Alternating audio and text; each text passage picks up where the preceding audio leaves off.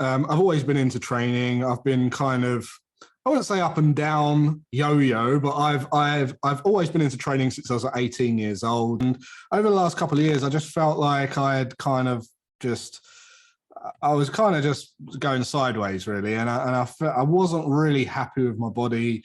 I knew what I needed to do, but I just kind of, I just didn't have the intrinsic motivation to really do it. And I knew you through a mutual kind of business accelerator that we've both done, and I know that you know your stuff. I've watched your stuff online, and I just thought, this guy is the one that's going to help me understand my body more than anything. Couldn't put muscle on, even when I did do weights. Volume training on weights. I need to do this kind of food. I need to take this amount of protein, and that's why. And if I take this supplement here instead of here, it's going to have a different effect. And all these kind of little intricacies and nuances of basically nutrition and training, which I would never have found out before if it wasn't for the calls with you. And it just clicked. It was like, wow. And as soon as I've got that, I was literally seeing instant results. It was crazy. It was like, I mean, you know how instant it was. Yeah. The transformation was ridiculous, but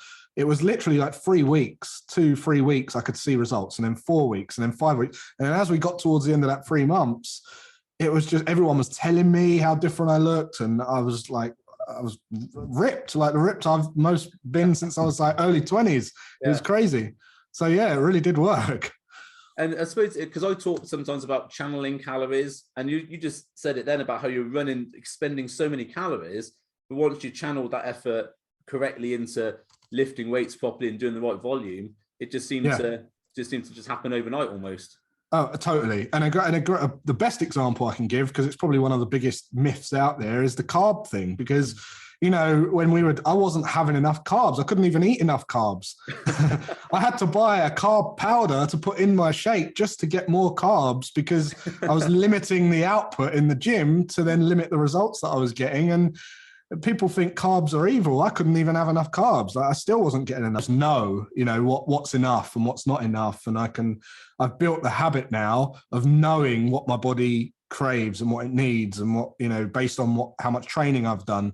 So going forward, it's been easy. It's a lifestyle now. It's not something it's not something I have to follow as such. It's not a slog.